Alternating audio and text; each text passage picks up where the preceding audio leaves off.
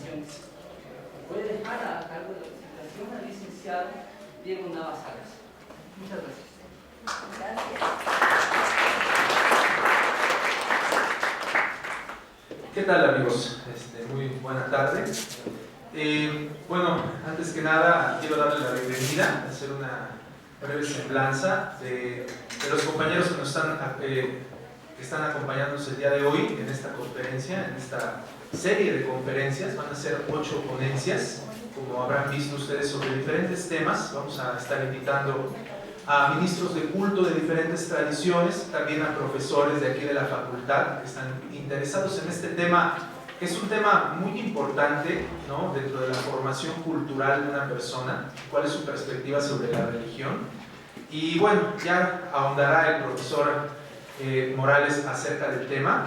Antes quiero presentarles al maestro Miguel Eduardo Morales Izárraga, licenciado en Derecho por la Universidad Marista de México, con estudios terminados de Filosofía por la UNAM, maestro y doctorante en Derecho por la UNAM, profesor de los sistemas de Universidad Abierta y Universidad a Distancia, titular por oposición de las materias de Filosofía del Derecho y Derechos Humanos en estudios profesionales, así como en la maestría en Derecho del posgrado de la UNAM.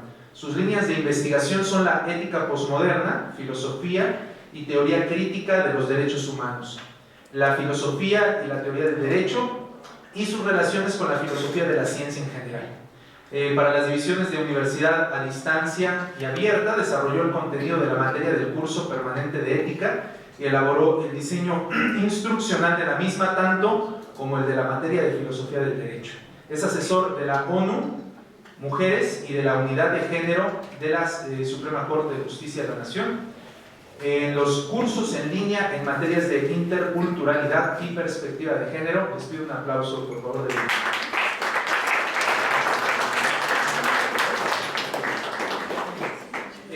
A lo largo de las diferentes ponencias, al paso de las semanas, va a estar colaborando con nosotros Ramón Landaverde Salinas. Este compañero nuestro es estudiante de la licenciatura en Derecho en esta facultad de la UNAM, enfocándose en investigaciones de filosofía del derecho en temas como la ideología y el derecho y la utopía, el derecho en la dialéctica. Actualmente se desempeña como profesor adjunto del doctor José Ramón Narváez Hernández en las clases de filosofía del derecho en el posgrado de Derecho de la UNAM, además de las asignaturas de teoría de la justicia y análisis jurídico en el TEC de Monterrey, Campus Santa Fe. También les pido un aplauso para él.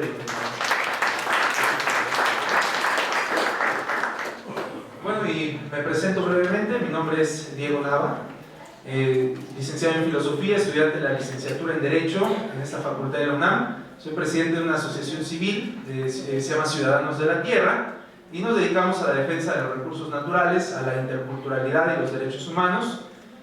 Soy investigador también de religiones del mundo y teología comparada, y edito una revista que se llama MAN sobre saberes ancestrales y su aplicación a los tiempos modernos.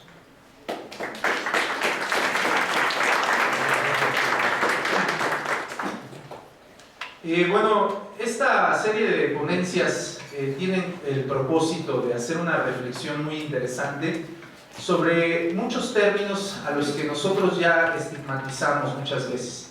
De hecho, ya comenzando a hablar de filosofía, muchas veces el abogado piensa que la filosofía no es para él, porque es una materia un tanto, vamos a decir, inútil o un tanto de adorno en la formación de un abogado.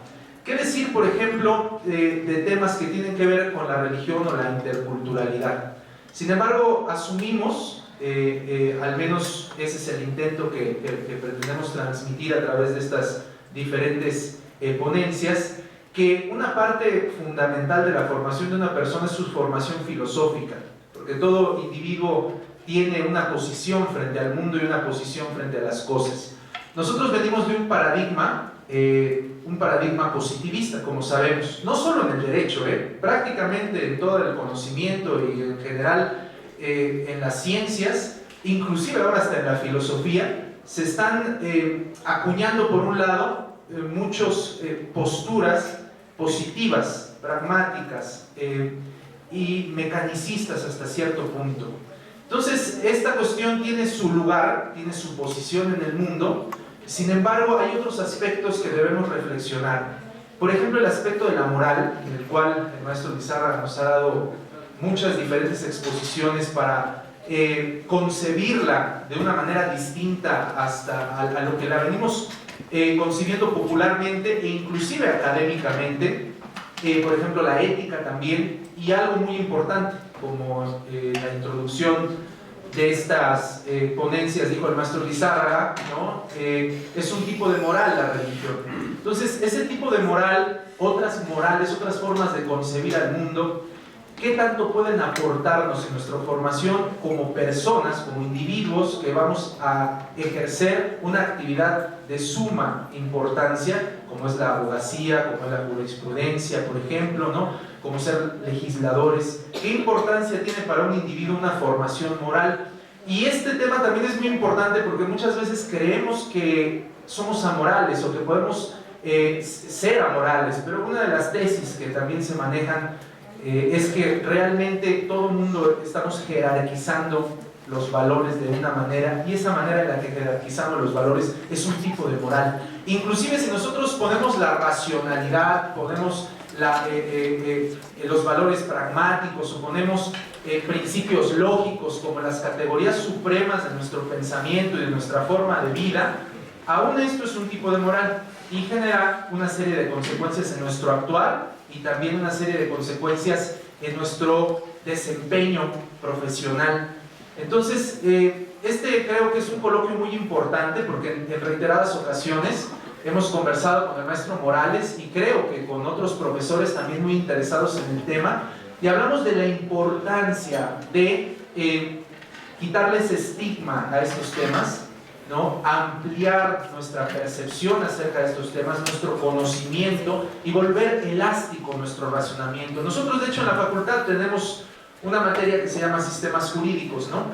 Y esta materia justamente atiende a la necesidad de conocer otras formas de ver el derecho, otras formas de entender el orden de la sociedad, otras formas de entender la dinámica de la comunidad humana, ¿no? En la cual pues el jurisprudente, el abogado, el legislador tiene un papel fundamental. Pero una de las cosas que hemos inclusive comentado es que muchas veces nuestro acercamiento a otras tradiciones del derecho o a otros sistemas jurídicos pues es un poco vista desde arriba, ¿no?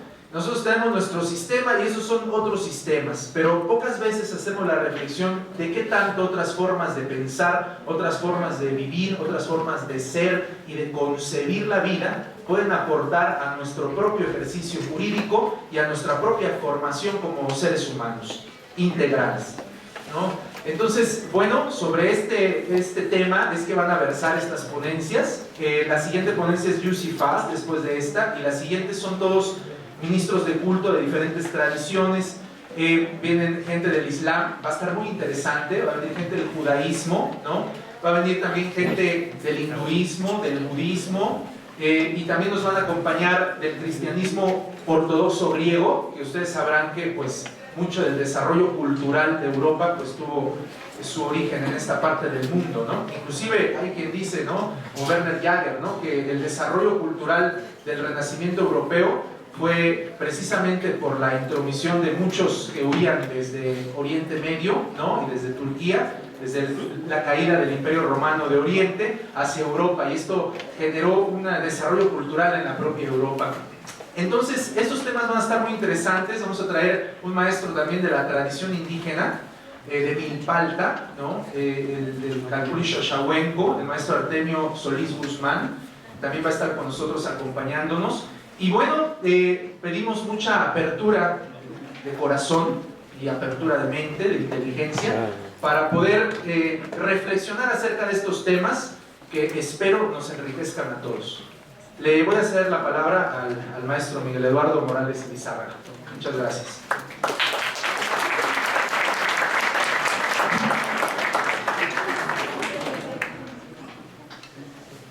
Buenas tardes. Muchas gracias por estar aquí y pues por escuchar lo que tengo que decir. Y en primerísimo lugar, muchísimas gracias a Diego por, él es el organizador, el instigador de la idea, y le agradezco mucho la invitación y sobre todo que me haya invitado a la sesión inaugural. decir las palabras introductorias. También muchísimas gracias a la maestra Grisel Manzano, que fue la que hizo la producción de este evento, con las ideas de Diego. La maestra Grisel Manzano hizo la producción de este evento, y sobre todo pues, muchas gracias también a nuestro director, Fausto Ledesma, que es el coordinador de todos este tipo de eventos y que nos permiten pues, tener foro y compartir ideas, y sean buenas o malas, las ponemos a discusión, que es lo importante. Bueno, sin más preámbulo, todavía va a ser un poquito más de preámbulo, pero ya metidos en el tema. ¿Por qué es importante este tema? ¿Por qué es importante el estudio comparado de religiones y el estudio desde el punto de vista del derecho y el estudio desde el punto de vista de la religión del derecho? Creo, y estuvimos discutiendo esto desde que nace la idea hasta este momento prácticamente de que se puede concretar, de que se va a estar concretando.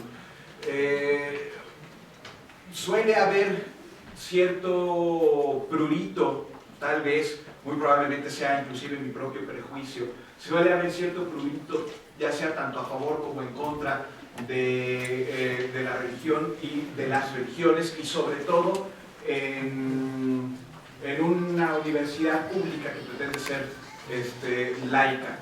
¿Sí? Sin embargo, creo que una de las aportaciones que puede dar este tipo de eventos, este tipo de discusiones, que es la menos importante, es lo que ya dijo Diego.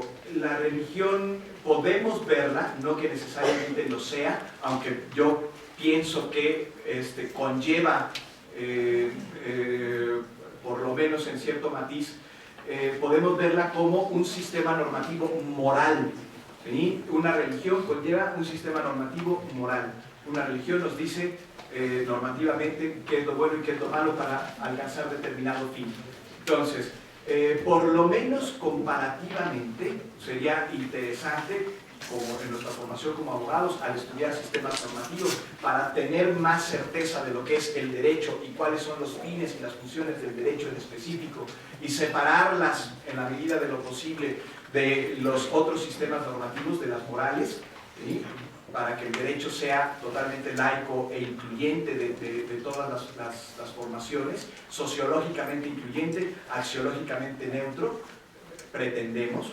¿Sí? Para que eso se logre, pues hay que conocer los demás sistemas normativos, ¿no? Así como dijo Diego, conocer, estudiar sistemas jurídicos contemporáneos es prácticamente lo mismo a cierto nivel epistemológico.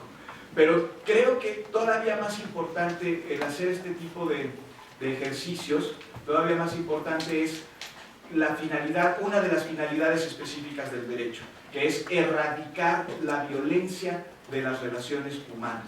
Si el derecho no sirve para eso, creo que estamos teniendo un concepto equivocado del derecho. Esa es una de sus grandes finalidades, erradicar la violencia de las relaciones humanas. El estudio de las religiones, la comprensión del ámbito sociológico, de la ideología, de las creencias, de los sueños, las esperanzas, la fe de un grupo social, es importantísimo para el derecho, porque de esa manera el derecho puede entrar a regular una sociedad sin causar más violencia, sin causar daño. ¿Sí? Mi ponencia se va a centrar en esta idea de erradicar la violencia. Estamos viviendo tiempos, pues no sé si en otros tiempos haya sido así, este es el tiempo que me tocó vivir, de lo que he estudiado de historia, no lo alcanzo a ver, pero se están polarizando las posturas, y en ambos extremos de las posturas lo que yo estoy encontrando es fanatismo. ¿Sí? Por un lado, podemos encontrar en las posturas muy extremas de las creencias de las religiones, fanatismos religiosos. Y por otro lado, las personas que supuestamente son culturalmente abiertas, que no creen en nada, antirreligiosos, ateos, no sé, como queramos llamarles, podemos encontrar también en el otro lado del espectro, en lo más radical del espectro, también fanatismo antirreligioso. Creo que ambas posturas pueden llevar a la destrucción de la sociedad y por lo menos a mucho sufrimiento, mucha violencia. Lo que hay que erradicar, repito, es el fanatismo es la violencia, y una de sus manifestaciones es el fanatismo por cualquier lado ideológico que lo encontremos. Entonces, bueno, esa es mi intención con esta ponencia. Y para hacerlo, pretendo separar, ¿sí?, varios fenómenos del fenómeno religioso en general. En un análisis del fenómeno religioso, encuentro que existen varios fenómenos que son concomitantes, pero que no necesariamente van juntos. ¿Sí? No necesariamente van juntos. Y que en la confusión de esos fenómenos, ¿sí?, se encuentra gran fuente, el origen de muchos errores y sobre todo el origen de mucho fanatismo, de muchas discusiones irracionales y de mucho sufrimiento. Creo yo que uno de los sentimientos o necesidades más humanas es la de tener cierto sentido de seguridad, y en general de cierto sentido de seguridad existencial, sentido de la vida y de pertenencia a algo, de pertenencia de nosotros mismos, sentir que me pertenezco a mí mismo, que no me soy ajeno, que otro no me utiliza, ¿sí?, que no soy un medio para los fines de otro, como decía Kant, ¿sí?, sino que me pertenezco a mí mismo, como decía Locke en su definición de propiedad. ¿Sí? No pensaba tanto en la propiedad privada en general, sino cómo el ser humano se pertenece a sí mismo. De pertenencia a algo más, pertenencia a sí mismo, pertenencia a un grupo social, ¿sí?, pertenencia a una familia, pertenencia a un grupo, y sobre todo pertenencia a la especie, pertenencia a la humanidad, sentirme humano, pertenencia a el todo, pertenencia al cosmos. ¿Sí? No son necesarios, no es necesario para la existencia humana llegar hasta el sentido de pertenencia al cosmos, ¿sí?, pero creo que sí es necesario por lo menos un sentido de la vida, un sentido de la existencia y de una pertenencia a sí mismo, sentirme autónomo. Bueno, una forma de paliar la orfandad existencial u orfandad cósmica en que puede encontrarse el ser humano es hallar este sentido de la existencia. Esta necesidad de tener sentido de la vida es imperiosa, creo yo, inclusive en los espíritus escépticos, nihilistas, existencialistas, ateos y hasta cínicos, que arriban a la conclusión de que no hay nada a qué asirse y que la única manera de paliar la angustia de existir y de la inutilidad de los esfuerzos y pasiones es la responsabilidad ante la nada que sitúa al presente al presente con un cerco frío de nihilidad. Aún esa conclusión, la conclusión del sinsentido, por ejemplo, de un existencialismo ateo del tipo de Sartre, es una forma de darle sentido a la existencia. Declarar el sinsentido de la vida es una forma de darle sentido a la vida. En palabras de Michel Cioran, el fanatismo y la intolerancia, tanto religiosa como antirreligiosa, consiste en alguna medida en no poder distinguir claramente los diferentes fenómenos que son concomitantes en el fenómeno religioso. Eminentemente, distinguir el fenómeno eminentemente religioso del fenómeno de la creencia y otros fenómenos que les va conexo. Falta de distinción que, al estar impregnada de fanatismo e intolerancia, nos la hacen padecer a los demás, los fanáticos, ¿sí?, y que al disolverse en comprensión podría lograrse un poco más de proximidad al anhelo de comunidad de todo ser humano, de igualdad en la diversidad y diversidad en la igualdad, ¿sí?, un diálogo intercultural en donde todos podamos coexistir sin que alguien tenga que dejar de ser lo que es, sin que alguien tenga que dejar de creer lo que quiere creer. Podría lograrse un poco más la proximidad al anhelo de comunidad de todo ser humano, no necesariamente comunidad social o cósmica. A veces con la comunidad con uno mismo basta, la integridad del propio espíritu, ser un hombre, una mujer íntegro. Los diferentes fenómenos conexos a los que me refiero, pero que no es necesario que vayan juntos, son los siguientes: la creencia, la religión propiamente dicha, el fenómeno religioso propiamente dicho, lo que se considera divino o sagrado, mediante lo cual se ayuda al fenómeno religioso, a la religación, la significación, muchas veces mítica y dogmática, dogmática en el sentido más amplio de la palabra, del proceso religioso, en el sentido de principios, ¿sí? No tanto en el sentido de acrítico. Del proceso religioso, la ritualización de las prácticas de dicho proceso y la institucionalización para la administración de los rituales y procesos. Son cosas distintas que no necesariamente tienen que ir juntas. La creencia es un fenómeno eminentemente humano.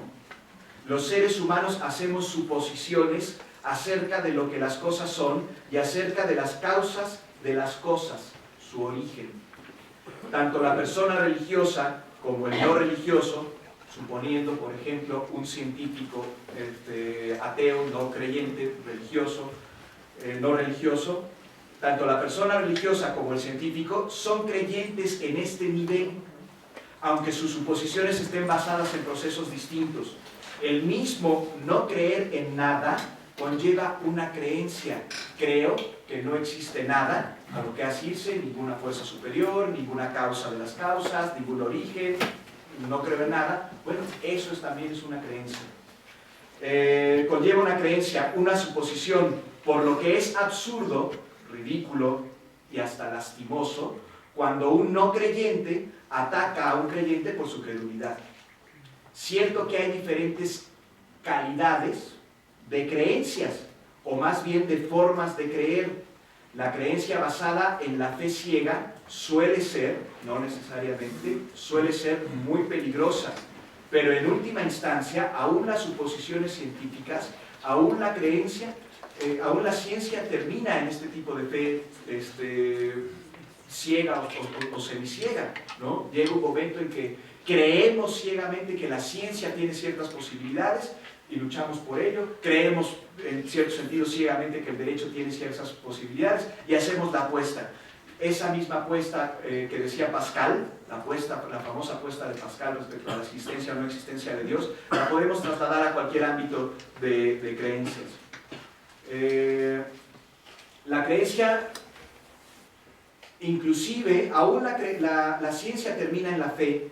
El científico, inclusive el más recalcitrante, empírico, materialista, positivista, en última instancia tiene fe, cree que lo que él hace y que lo que él cree, que lo que él postura como la realidad material, lo que se percibe por los sentidos, lo que se puede medir cuantitativamente, cree que eso es la realidad.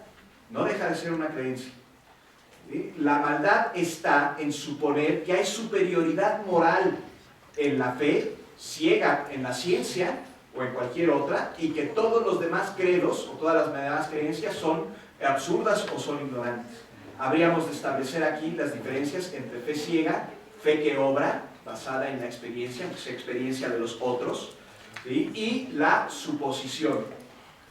La religión, propiamente dicho, y este sería el núcleo del fenómeno religioso, la religión propiamente dicha es el fenómeno que más confusiones derivadas del fanatismo padece.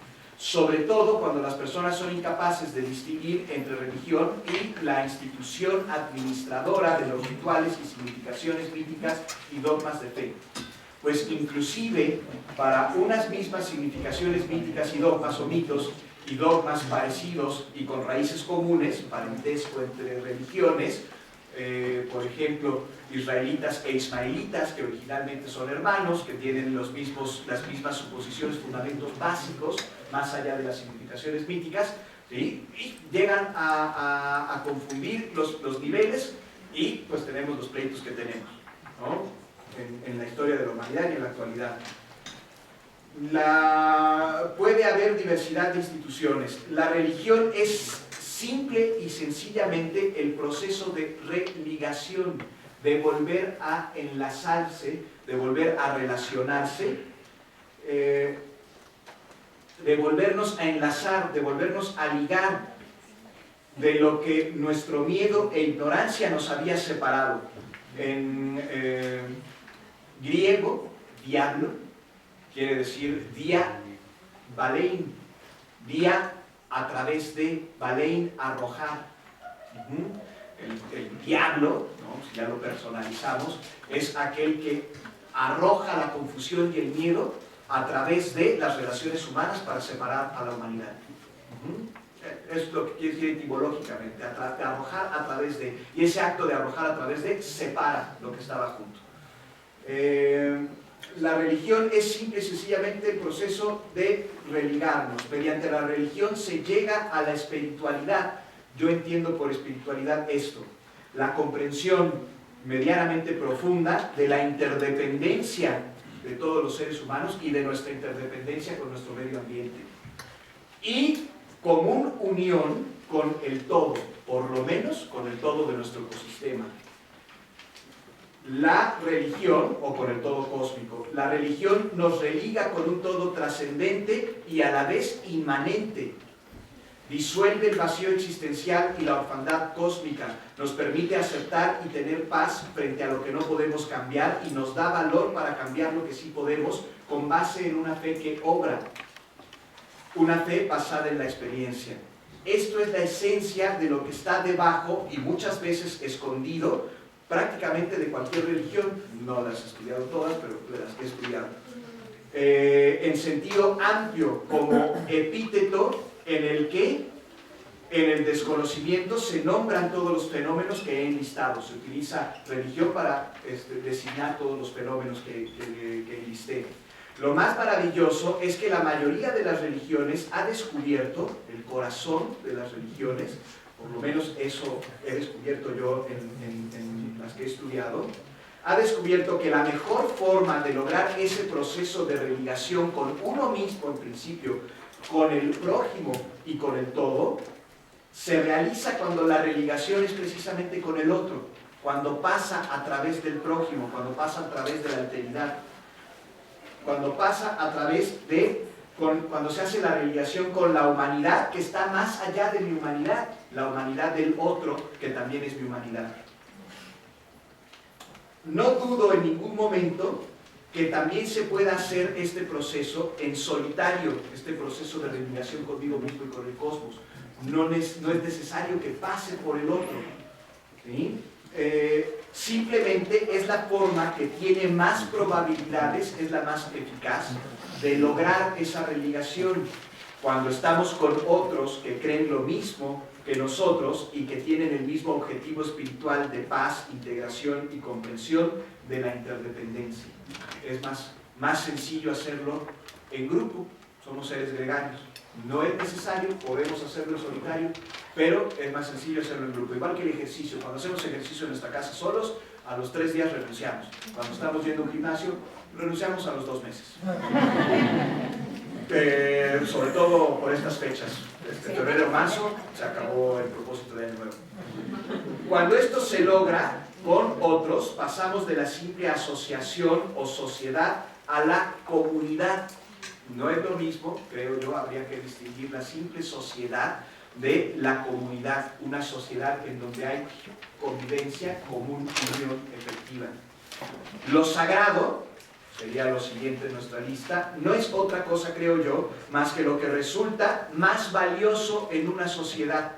A lo más valioso, lo que considera más valioso una sociedad, le va a dar no solo un sentido sociológico de valía, sino que también le da formalidad. Y nosotros como abogados sabemos que no solo pasamos por la formalidad, sino que llegamos hasta la solemnidad, ¿sí? Lo sagrado sería lo valioso solemne, en términos generales.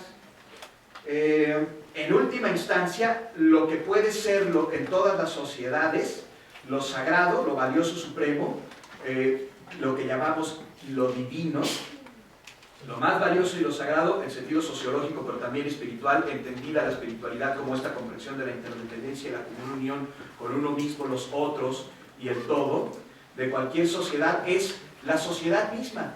Sentido sociológico, el objetivo de una sociedad ciegamente, en un sentido natural, es la estabilidad y la permanencia de la sociedad misma. ¿Cómo se logra eso? Pues a través de la permanencia y la estabilidad de sus miembros.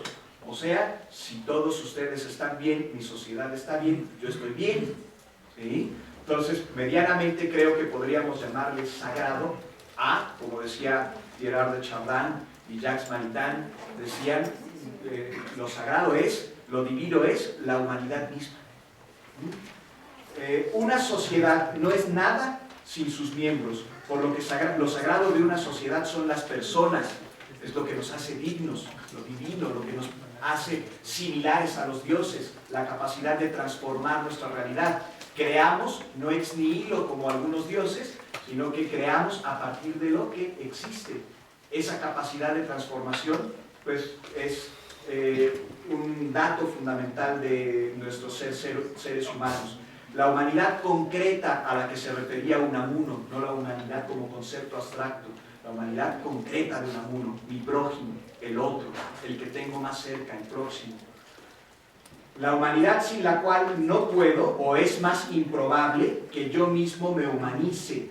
La humanidad con la que tengo que religarme para alcanzar mi integridad, expulsar el vacío y el sinsentido y vivir plenamente. Otras culturas forma parte de su cultura, de su moralidad, de su ética, diríamos, e inclusive de su religión, y dos conceptos siempre me vienen a la mente. El concepto de Ubuntu, que es de la cultura de la tribu de Nelson Mandela y Desmond Tutu, ¿sí? No soy si no somos todos nosotros juntos, y el concepto de Namaste, que en términos generales, la traducción es difícil, Diego la sabe mucho mejor que yo. El concepto de Namaste es saludo lo divino en ti, saludo la humanidad, que es mi propia humanidad, que está en ti. Mucha gente que por miedo y frustración llega a caer en el fanatismo intolerante, confunde la esencia de la religión tal como la he pergeñado, la religación conmigo mismo, con el otro, con la sociedad, con el cosmos, confunde la religación tal como la he pergeñado con las significaciones mitológicas y dogmáticas con las que muchas veces se recubre el proceso de religación. Un mito, en términos generales, es una historia que sirve para dar sentido o explicación a los fenómenos naturales y que sirve para dar sentido y explicación a la conducta humana. También podríamos extender este concepto a las significaciones de las religiones, en el sentido de que son historias que sirven para darle significación a una determinada conducta para alcanzar un objetivo.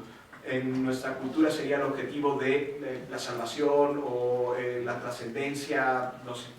¿Sí? Es cierto que muchas veces ese proceso se recubre de significaciones y dogmas misteriosos, por decirlo menos, o incomprensibles, por decirlo más, y que muchas veces ese recubrimiento se hace para volver inaccesible el proceso de religación a las personas de buena fe y que tengan que acudir con un intermediario intérprete de esas significaciones, mitos y dogmas, vueltos así en ideología que encubre, justifica y perpetúa relaciones de opresión o dominio opresivo. A esto es a lo que se refería Marx con aquello de que la religión es el opio de los pueblos. Pero creo que Marx estaba confundiendo, obviamente, estos niveles, estos diferentes fenómenos. Pero también es cierto que la mayoría de las veces, esas significaciones, la gran mayoría de las veces, esas significaciones, esos mitos y esos dogmas están diseñados para hacer comprensible el proceso de religación, hacer más transitable ese proceso de religación, darle sentido al proceso de religación, el camino a la mayoría de las personas, hacer más transitable el camino a la mayoría de las personas, sobre todo a las personas sencillas, con menos conocimientos o que van afinando o educando apenas su capacidad de comprensión. Esas significaciones míticas y dogmas facilitan la comprensión de algo enorme como es la espiritualidad, o tan sencillo como es la común unión en sociedad. Penosamente, también muchas personas, en muchas ocasiones, los que creen en significaciones monoteístas trascendentales, tienden a concebir sus mitos como los únicos reales o verdaderos. Obviamente, para una persona creyente, no es un mito, es una realidad, es una verdad, ¿sí? Quien lo cree como verdadero. Entonces, en esa medida, cuando nos relacionamos con una persona que cree así, pues hay que respetar así, ¿sí? Es verdad para ti, Yo estoy utilizando el concepto de mito para hacer lo más amplio posible, lo más abarcante esto. Es en cierta medida comprensible, pues en la creencia mítica de este tipo, los monoteísmos trascendentes, suelen ser, las creencias místicas de este tipo, a pesar de la evidencia de la existencia de otras creencias místicas muy variadas, se calcula más o menos, por ahí leí que se calcula más o menos que hay 5.000 dioses diferentes efectivamente adorados en el mundo. En este tipo de creencias monoteístas hay una asunción de universalidad y absolutismo, ¿sí? ¿Por qué? Porque si mi Dios es genético, mi Dios crea todo y por lo tanto crea todo el universo y solo existe un Dios, no puede haber otras creencias, ¿sí? Pero esto, que puede ser de lo más neutro posible, esto es lo que creo yo, puede pasar a la imposición, al absolutismo. Es decir, mi Dios es el Dios verdadero, mi creencia es la única válida, todo es relativo, mi Dios es absoluto, mis significaciones místicas son las únicas que logran la religación y todos los demás están mal. La única forma de religarse es esta, o te religas conmigo de esta manera, o inclusive podemos llegar hasta el temor, ¿sí? Algo que he llegado a comprender y a vivir por fortuna es que la creencia en unas significaciones u otras no son necesarias para la religación y que aún siendo absolutistas o universalistas no son excluyentes, ¿sí? Yo creo que es universal, que es absoluto y esto es lo que yo creo, tú crees algo distinto, llevamos la fiesta en paz, no son excluyentes. Y que esas creencias y significaciones y dogmas son íntimos, personalísimos, que solo se pueden compartir con quien cree lo mismo o con quien tiene la apertura para compartirlos. Y que cuando estamos con una persona que no cree lo mismo, es mucho más sencillo y conveniente para la religación hacer a un lado estos mitos. Los religamos en términos que sean comunes para ambos. Si eso nos va a estorbar, mejor lo quitamos.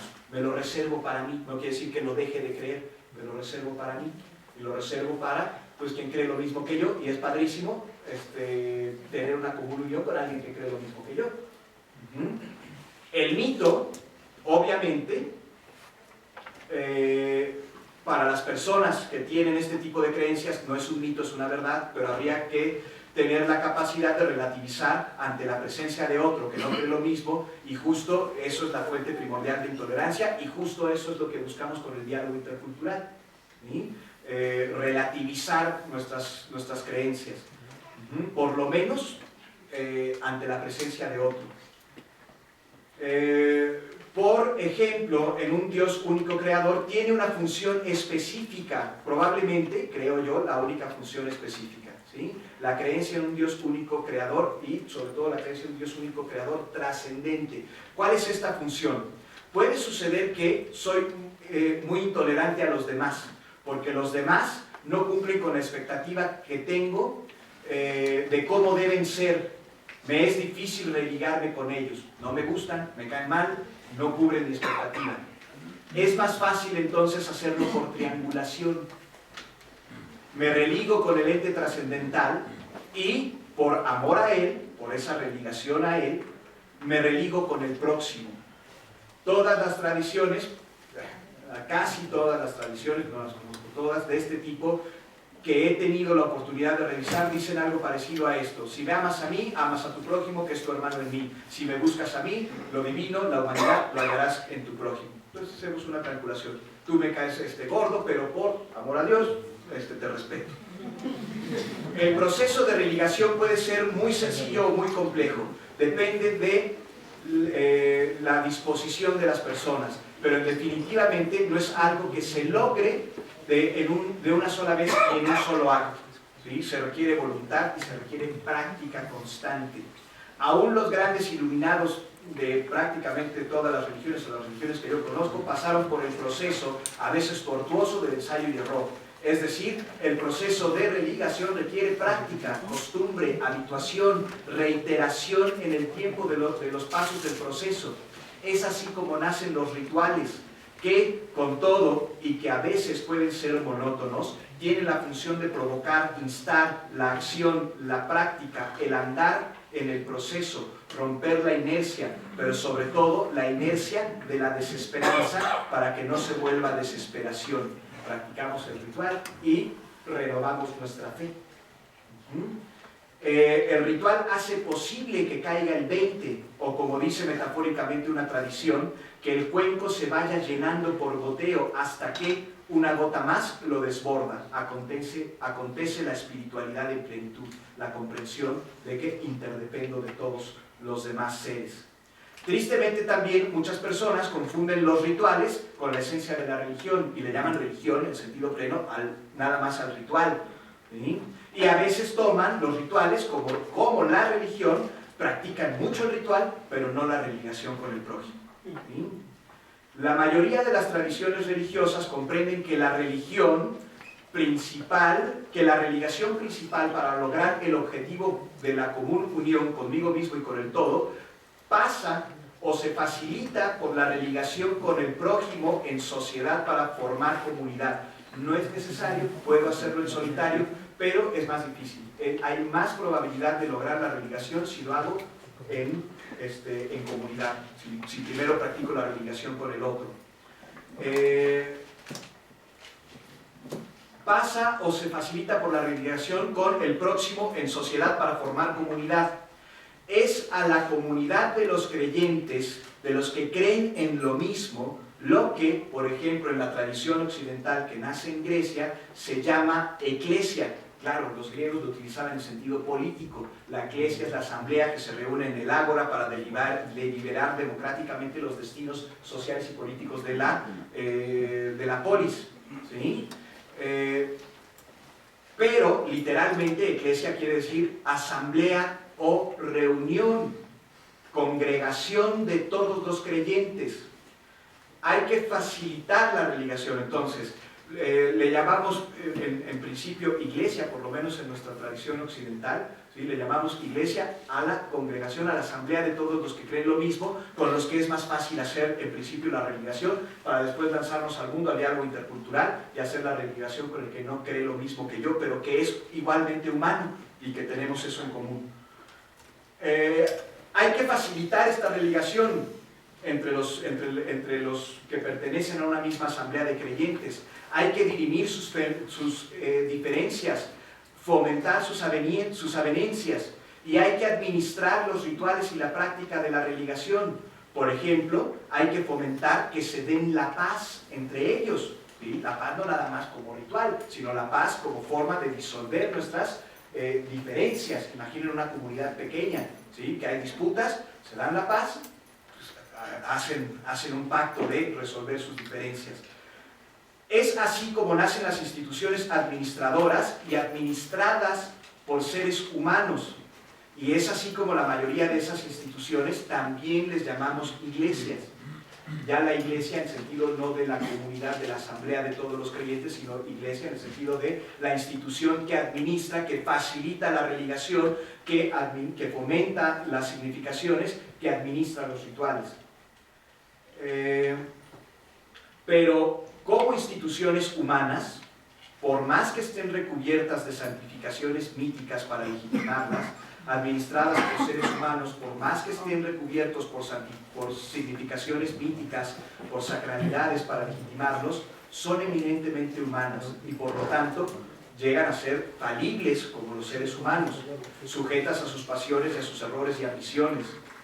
Es una fuente interminable de intolerancia y fanatismo cuando algunos fanáticos antirreligiosos achacan a la religión los errores, ya sea de la comunidad, de la congregación o de los fieles, o los errores de la institución administradora. ¿Sí? No es lo mismo el proceso de religación que la institución administradora, y confundir ambas y decir que los errores de la institución son los errores de la religión y que por lo tanto la religión fomenta la intolerancia o fomenta el fanatismo, creo yo que es un error, y que distinguiendo estos niveles podemos evitar caer en ese error.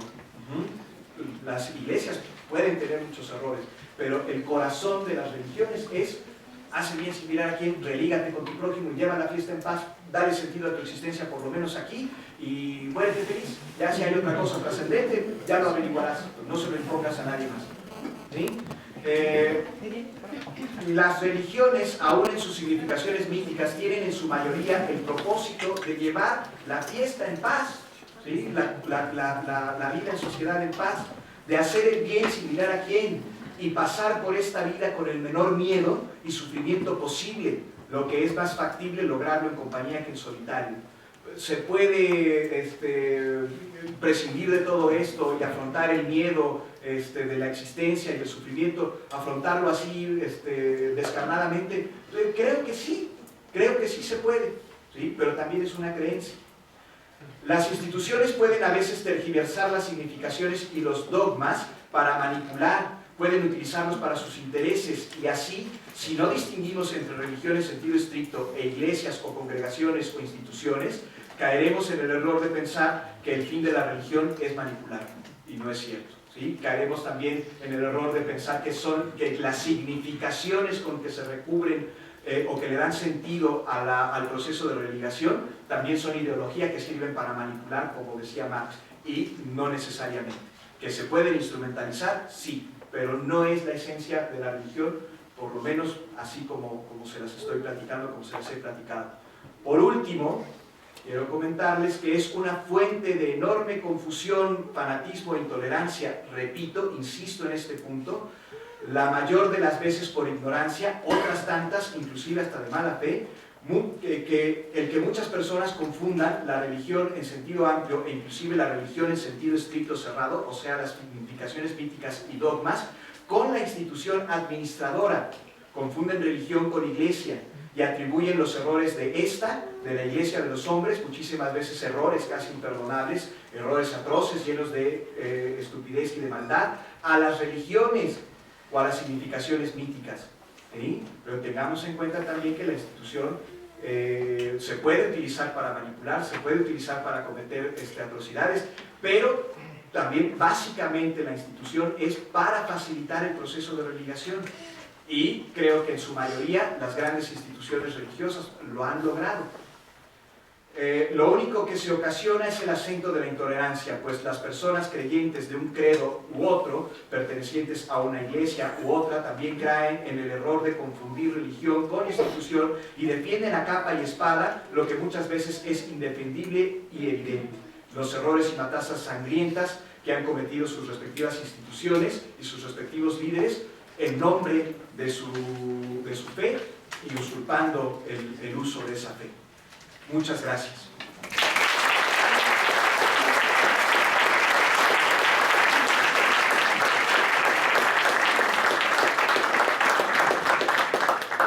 Quiero comentar brevemente antes de pasar a la sesión de preguntas y respuestas algo que me vino un poquito al escuchar la ponencia del maestro Miguel Eduardo. Un detalle es, algunos dicen que la palabra yus, ¿sí? Algunos, por ejemplo el maestro García Maínez, viene de la palabra sánscrita indoeuropea yuk, que significa unión, justamente, ¿no?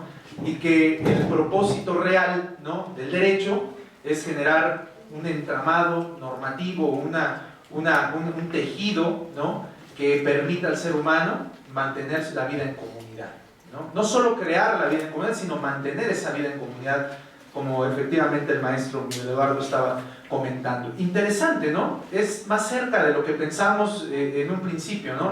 Yus es una de las definiciones, podría venir de la palabra yu, que significa unión, yugo, ¿no?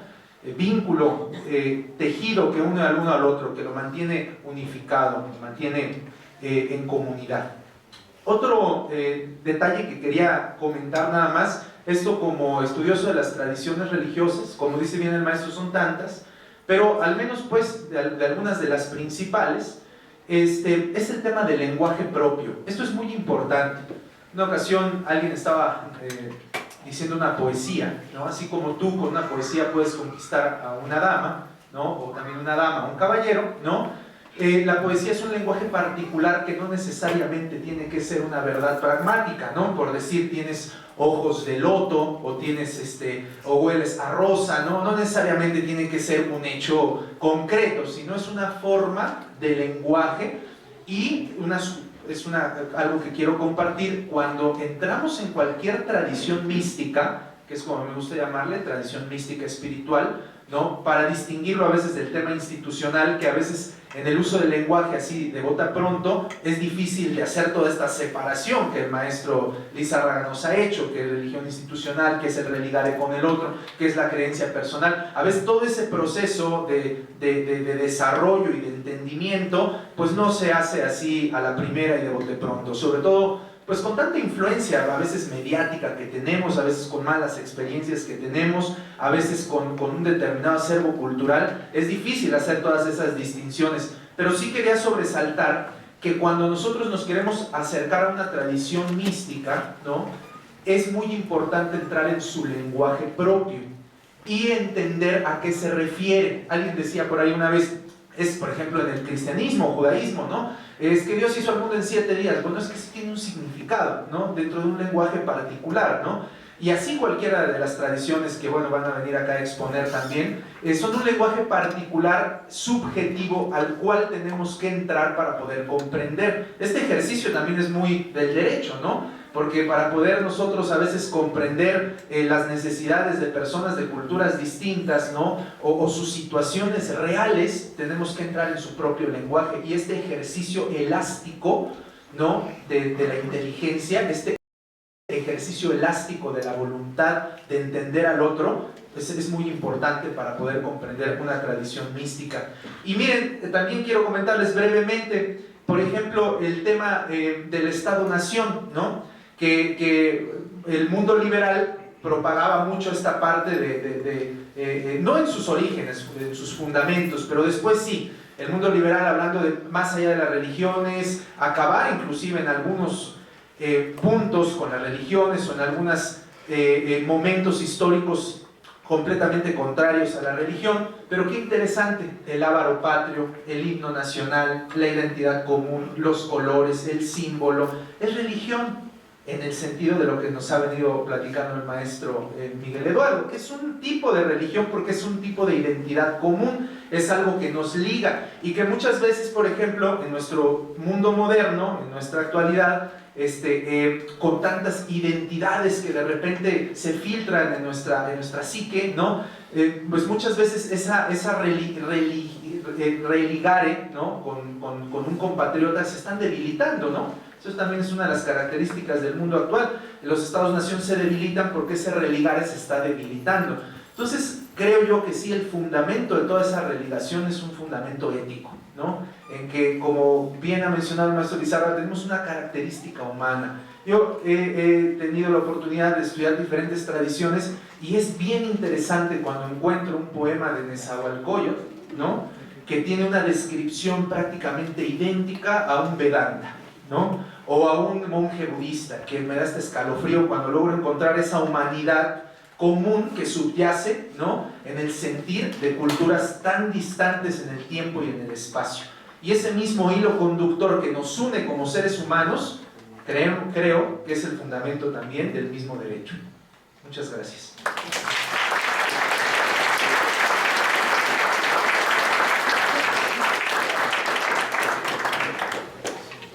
Bueno, vamos a comenzar con una sesión de preguntas y respuestas. Creo que es un tema sumamente interesante, sumamente amplio y obviamente también bastante polémico, pero estamos acá con el maestro Lizárraga platicando desde hace tiempo estos temas y creemos que es interesante hacer este ejercicio de reflexión con respecto a estos temas. No sé si hay alguna pregunta que quieran compartir. El amigo de hasta atrás. Sí. Bueno, ¿sí? ¿Se me escucha? Sí. Bueno, últimamente, y más en nuestro país, yo he visto que ya se sobrepone la norma arriba de la humanidad de los otros. Y bueno, yo estudiando esto del justnaturalismo, yo llegué a una definición del amor que es la capacidad de verse uno mismo en el prójimo o en otra persona. Y así te ligas. Para mí, una norma que no tiene justicia no es derecho, y si la justicia no tiene amor, pues tampoco es justicia. Entonces, ¿usted qué opina sobre el actual sistema? Si ya no es bien 100% positivista con esto de los derechos humanos, hasta en las mismas instituciones, las mismas sentencias, en las mismas tradiciones familiares, baja este discurso de sí son derechos humanos, pero lo pone en un segundo plano, como si no fuera la realidad. Es decir, que todavía siguen con, no, ves que si la corte dijo esto, o si los libros tienen que decir esto y tú tienes que ser así, así lo tienes que hacer. El problema llega, como ya lo dije, cuando una norma carece de justicia, y lo hemos vivido tanto, ¿no? Entonces uno se pone a pensar, bueno, es que yo viendo el sistema positivista y naturalista, que no es derecho natural, que es una cosa muy diferente, el naturalista, pues yo digo, no, pues es que un derecho humano se tiene que reconocer, esté escrito o no. Incluso si va en contra de un artículo normativo, se tiene que reconocer porque es algo humano. Entonces mi pregunta es, ¿cómo puedes ver este panorama actualmente en México? Bueno, el panorama es tristísimo. Estamos corriendo un grave riesgo, estamos en serios problemas, ¿sí? No lo digo yo. Creo que la evidencia empírica, las noticias, lo que vemos, y aún con los sesgos mediáticos que puede llegar a ver, lo estamos viendo no solo en nuestro país, sino a nivel mundial. Vinieron dos informes importantísimos, el de la Comisión Interamericana y el de Amnistía Internacional, ¿sí? No son los únicos informes que han coincidido en que hay una grave crisis de derechos humanos en México y en el mundo, ¿sí? Hay un avance teórico, el balance es que hay un avance teórico doctrinario e inclusive en derecho positivo, en la legislación positiva, hay un avance, una progresividad, siguiendo el principio de progresividad de los derechos humanos, hay un avance de cerca de 60 años hacia el futuro en derechos humanos, ¿sí? Pero en este momento histórico hay un retroceso de 60 años, o sea, estamos como estábamos más o menos en los años 60 o en los años 70 y probablemente peor. Y estoy hablando de segregación racial en Estados Unidos y dictaduras a la medida en América Latina. La situación es muy similar, ¿sí? Entonces es triste. Y debemos de tomar conciencia que el derecho, los derechos humanos, ¿sí? Sí tenemos un gran avance constitucional, ¿sí? Hay que también ver las cosas buenas. Tenemos un gran avance constitucional, falta muchísimo por hacer, hay que hacerlo urgentemente, pero ahí la llevamos. Ya tenemos una medida, ¿sí? Tenemos la medida de la persona, la medida de los derechos humanos, y si una norma o un acto de autoridad del sistema son inconstitucionales, o en términos de naturalismo son injustos, ¿sí? O son, de plano, los podemos invalidar, son antijurídicos, ¿no? O no son derecho, como decían las posturas más radicales, lex injusta non lex. Me quiero referir también rápidamente al concepto de justicia relacionado con el concepto de amor. Yo creo que van indisolublemente unidos. Cuando se separaron justicia y amor, justicia se relativizó y el derecho dijo, yo no me puedo relacionar con un concepto de justicia relativo, ¿sí? Porque el derecho no puede ser relativo, no puede ser nada más para tu concepto de justicia o tu concepto de justicia, tiene que ser un concepto de justicia amplio. Como no lo encontró el derecho, pues renunció a la justicia y cayó a la estricta normatividad, ¿no? Lo que diga el derecho nada más por el proceso formal, ¿sí? Híjole, creo que es una desgracia. A mí me gusta una definición elaborada más o menos basado en la filosofía de Paul Ricoeur. Tiene un texto que se llama así, Amor y Justicia. Es muy fácil de acceder en internet. Y parafraseo, no es exactamente la definición de Ricoeur, es más o menos de autoría. Dice, el amor es una constante y perpetua voluntad, ¿sí? De hacer el bien al ser amado.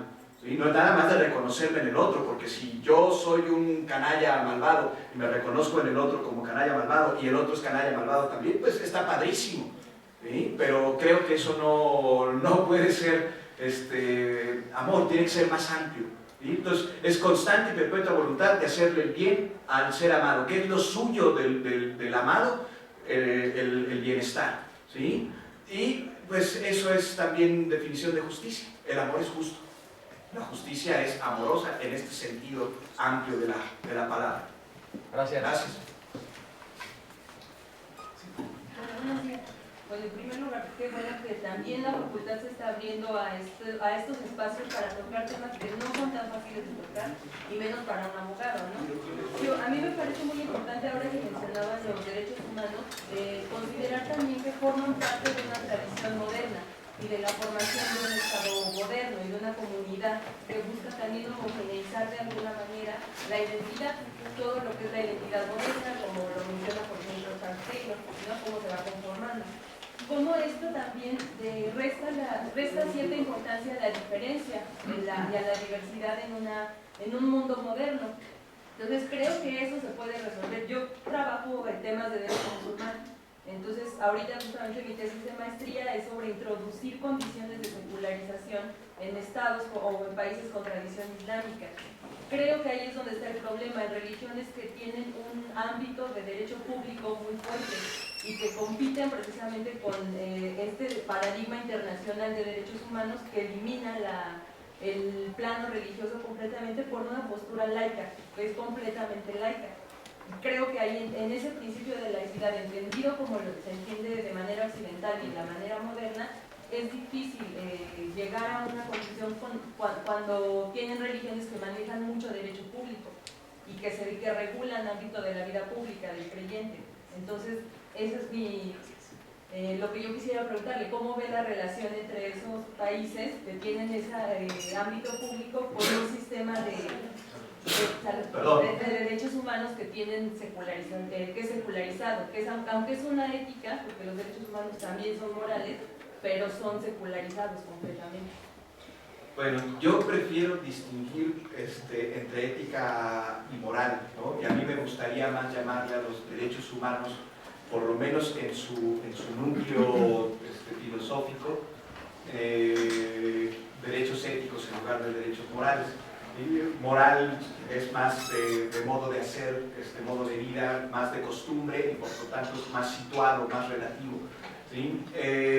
Pues creo que no son una varita mágica, sobre todo por lo primerito que dijo usted, ¿no? Los derechos humanos también pueden verse como parte de una cultura situada y por lo tanto sí, efectivamente como derechos morales, pero morales en este sentido de costumbres de una cultura situada.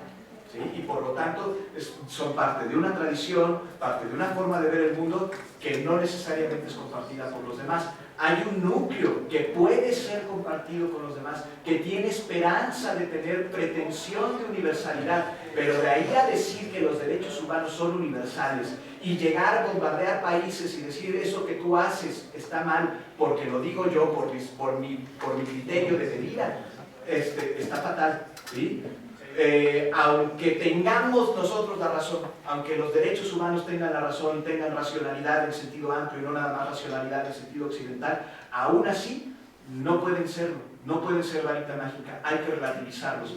Yo los tomo con una varita mágica para mí, ¿sí? Quien debe de actuar primero conforme a derechos humanos, quien debe de cumplir primerito el artículo primero constitucional, promover, proteger, respetar y garantizar derechos humanos, soy yo y lo tomo para mí mismo.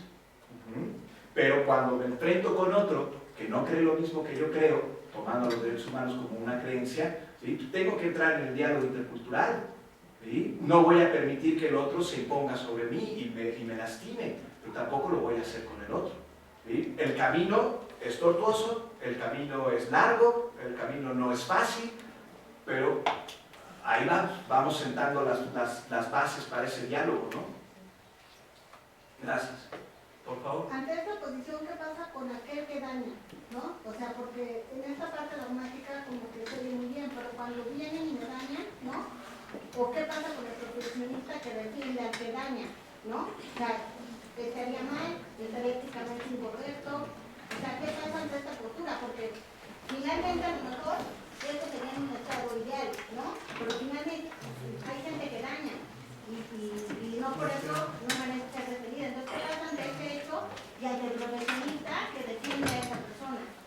Bueno, sabemos que en derecho todo el mundo tiene derecho a una defensa adecuada, ¿sí? El profesionista que defiende a una persona que ha dañado a la sociedad, que ha dañado a otro ser humano, ¿sí? En principio no está faltando a su ética jurídica, le está faltando a derechos humanos, le está faltando a su propia humanidad, ¿sí? Una cosa es defender a una persona que ha dañado para que se haga justicia y otra cosa es coludirme con esa persona, engañar a los demás, sosteniendo que esa persona es inocente. Digo, como tu abogado me tienes que decir la verdad. Si me dices la verdad a mí y me dices que eres culpable, oye, no nos arriesguemos, amigo. ¿Qué tal si nos sale mal la jugada? La contraparte descubre que efectivamente eres culpable y por declararte inocente te toca mayor cantidad de años de prisión. ¿Sí? Mejor lo dices de una vez y que te toque lo justo, lo que te tenga que tocar. seguramente hay abogados que no lo hacen así y que se coluden, ¿sí? Hay también otro sesgo. Cuando hablamos de la integridad de las garantías procesales y las garantías constitucionales, las garantías de los derechos humanos, ¿sí? Presunción de inocencia sobre todo. Ahorita hay un problema fuerte entre instituciones sociales privadas, no privadas, de tercer sector, de defensa de derechos humanos, porque dicen es que eres un corrupto porque andas defendiendo derechos de secuestradores y derechos de malvados. Pues serán muy malvados todo lo que tú quieras, pero si nuestro sistema no lo demostró y faltó a la integridad del procedimiento, hay un derecho que es presunción de inocencia. Y como yo lo quiero tener, pues quiero que lo tengan todos, para que a la hora que me toque a mí, pues también yo lo tenga. Entonces hay que defender la integridad del sistema porque presumimos que los derechos humanos son universales. No podemos presumirlo lo contrario, no funciona. Tengo una pregunta relacionada hacia lo que ustedes consideran como el elemento fundamental de la religión, de la unión que tiene que representar una religión como tal. Ya que si por un lado desligamos la relevancia de las iglesias o de los entes administrativos que declaran que es una religión o que no es una religión, entonces podemos comprender que entre los fieles no hay ni identidad de prácticas, ni identidad de creencias, ni identidad en el conocimiento del dogma, y menos aún en las peticiones que elevan hacia las deidades ni en la forma en la que lo hacen. Esto lo podemos ver respectivamente en la gente que no atiende las homilías los domingos, en el caso de los cristianos, algunos judíos que no guardan el sabbat. Tenemos por otro lado las divisiones no declaradas dentro de las mismas iglesias de gente que no cree en algunos dogmas en particular, cristianos que a pesar de considerarse católicos romanos no creen en la Trinidad, o unitaristas que consideran que pueden dialogar directamente con Jesucristo porque sí está relacionado con Dios, aunque no es Dios. Y por otro lado, también encontramos gente que no tiene conocimiento real de los dogmas, gente que no sabe por qué se guardan los días de guardar en algunas religiones. Y por último, gente que pide cosas que hasta dentro de las mismas religiones podrían ser inmorales, como aquellos que rezan a San Judas Tadeo para poder cometer un crimen sin ser castigados. Entonces, ¿esto dónde nos llega? ¿Quién puede declarar quién no es cristiano, quién no es musulmán? ¿Dónde quedaría el último elemento? ¿Sería mera solidaridad? Mera solidaridad. No, en derechos humanos, para entrar a derechos humanos otra vez, hablamos mucho en derechos de tercera generación, de los pueblos y de solidaridad, etc. Es derecho de autoadscripción. Si tú lo dices que tú eres, lo eres. No soy yo no tengo ninguna autoridad para prohibírtelo. ¿Sí? Si no crees lo mismo que yo, sí también tengo el derecho de alejarme de ti. ¿Sí? También tengo ese derecho. Ahora, la separación que yo hice entre creencia, religión propiamente dicha, lo sagrado, lo divino, las significaciones míticas, la ritualización y las institucionalizaciones, y su confusión puede llegar a hacer parecer que es solo una institución la que determina qué es lo bueno y qué es lo malo, y solo una institución la que dice si eres o no eres. ¿Sí? Pero entonces en ese supuesto estaríamos confundiendo niveles. Ahora me dice que si es una cuestión de solidaridad, solamente una cuestión de solidaridad, ¿y por qué no habría ser nada más una cuestión de solidaridad? ¿Sí? Entendiendo la solidaridad, me gusta mucho utilizar, por ejemplo, en perspectiva de género, cuando el hombre machista, patriarcal, ¿no?, se pone a defender derechos de la mujer porque es un macho solidario. ¿Sí? Gracias, no me sirve de nada, no necesito ese tipo de solidaridad, no es esa solidaridad a la que queremos referirnos con el término, que además este tipo de religación, esta forma de concebir la religación, no lo invento yo, viene de la tradición de filosofía española, Javier Zubiri, Ortega y Gasset, Eduardo Nicol, creo que José Gauss también anda por ahí, por ese tono. Bueno, de ahí lo tomo, y de los franceses también, los existencialistas franceses, algunos de ellos, ¿no? Bueno, ahora sí que hay que dar créditos. Sí, sería prácticamente sinónimo de solidaridad, ¿no? O el concepto de tolerancia de un ateo irredento como Voltaire. No estaré de acuerdo contigo, pero defender defenderé hasta la muerte tu derecho a decirlo. Pero en ese aspecto, Voltaire no podemos considerarlo ateo. De hecho, él era un deísta, condena el ateísmo en la misma enciclopedia francesa. Y volviendo, creo que tal vez no me expresé bien en el sentido de solidaridad, pero me refiero propiamente a quién puede identificar a otra persona dentro de una religión. Por ejemplo, tenemos el gran caso del Estado del Daesh, mal conocido como Estado Islámico de Irak y de Levante, ya que incluso otros musulmanes que, si bien no establecen una confesión en particular, se consideran dentro del mismo grupo suní, a partir del cual se deriva el Daesh. Ellos dicen que el Daesh no son musulmanes, y el mismo Daesh dice que los otros sunís inclusive no son musulmanes. Eso los legitima a matarlos dentro de su propia identificación del dogma. Entonces, y en otro caso más cercano a nosotros, el de los católicos, propiamente de aquellos que aceptan la pederastia, como en el caso de los párrocos, de los sacerdotes. Ellos no se consideran no cristianos, se siguen considerando cristianos. E incluso hay otros cristianos dentro de la misma estructura eclesial, fuera de ella, que los apoyan. Entonces, ¿dónde queda la idea de que todas estas prácticas, creencias, conocimientos y límites en cuanto a petición hacia las divinidades quedan desligados? Entonces, ¿qué es lo que forma únicamente la religión? Según Slavoj Žižek y otros filósofos contemporáneos que se han dedicado a estudiar sobre todo estos fenómenos después de los atentados de Charlie Hebdo, ellos determinan que la religión ya no es determinada desde el sentido personal, como nosotros llegamos a hablar por 92, 93 acerca de las religiones personales, sino que se derivan únicamente hacia la solidaridad que una persona siente con otra, aunque sus creencias no sean realmente idénticas, sino en la solidaridad que puede encontrar en su propia persona, y en un Dios, y en una práctica general. Y eso es justo el núcleo de lo que creo yo que es religión en sentido propiamente dicho, ¿no? Tú autoadscríbete a las creencias que tú quieras, y si hay una coordinación, si hay una integridad entre lo que piensas, entre lo que crees que piensas, lo que dices que piensas y lo que haces, pues serás una persona íntegra. Te reconocemos como tal, te reconozco como tal, confío en ti para solidarizarme contigo. Si veo que lo que dices no es lo mismo que lo que haces, pues como que hay una pérdida de confianza y como que mejor me alejo de ti porque no puedo confiar en ti, ¿sí? Entonces, en principio es autoadscripción, y en segundo término, solidaridad o religión en este sentido, ¿no? Me religo contigo independientemente de tus creencias, de lo que tú digas, ¿sí? Por este sentimiento de pertenencia, de común unión, que nos da un sentido de la vida, de la existencia. Gracias.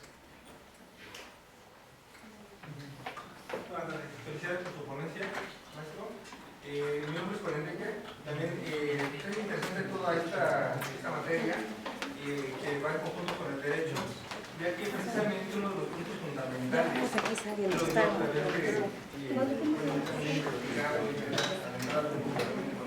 las religiones es interesante porque muchos hablamos, decimos que estamos en contra, ¿no? Y a veces satanizamos a las religiones sin conocerlas, ¿no? Sin conocer su cultura, ¿no? Nuestra cultura, la cultura oriental, la cultura de los diferentes continentes, de los diferentes países, nos hace tener una percepción diferente a nuestra concepción propia de nuestra cultura. Entonces, precisamente con esto, pues bueno, ante ese desconocimiento, y por un lado estoy de acuerdo con el compañero, precisamente de toda esta serie de situaciones que no solamente atañen a una religión cristiana, ¿no? Una católica romana, sino también a otras, pero que precisamente por nuestra cultura, como es una propia, en su mayoría eminentemente católica, la nuestra, pues bueno, nos podemos trasladar a otras religiones y podemos ver también una serie de situaciones que nos parecieran en esta época pues inhumana, injusta, ¿no? Y estamos juzgando sin saber y conocer también la cultura de los otros, ¿no?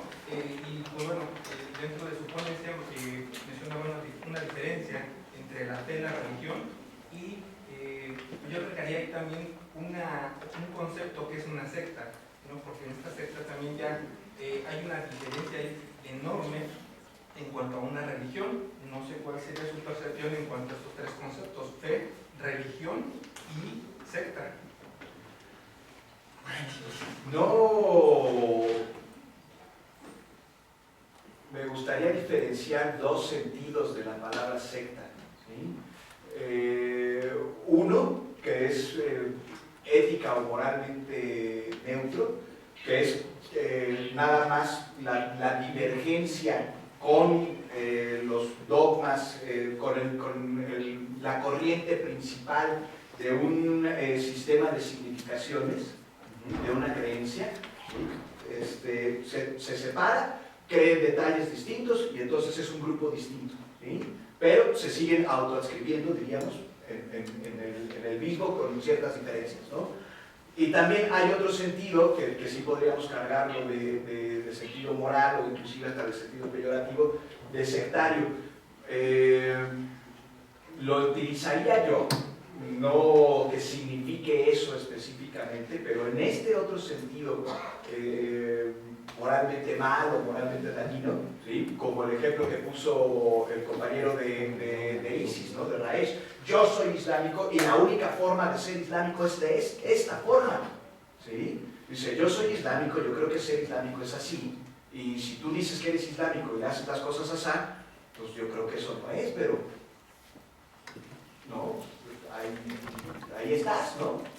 Ahí está tu existencia empírica real. No te voy a desaparecer, no te voy a asesinar, no te voy a matar porque tengamos divergencias de eso, ¿no? Porque son creencias, ¿sí? Yo le llamaría sectario en este sentido negativo, en este sentido peyorativo, a la imposición, ¿sí? de una fe o de una creencia, o de una forma de creer, o de una forma de autoascribirse, ¿no? De una forma de adquirir la membresía para una religión o para una fe. Pues muchas gracias, vamos a continuar. Solamente les pido un aplauso para el maestro, le vamos a dar el reconocimiento al maestro Miguel Eduardo Morales de Lizárraga por su destacada participación en la conferencia Moral, Religión, Ética y Derecho, disertada el día 19 de marzo de 2016 en este auditorio. Muchas gracias.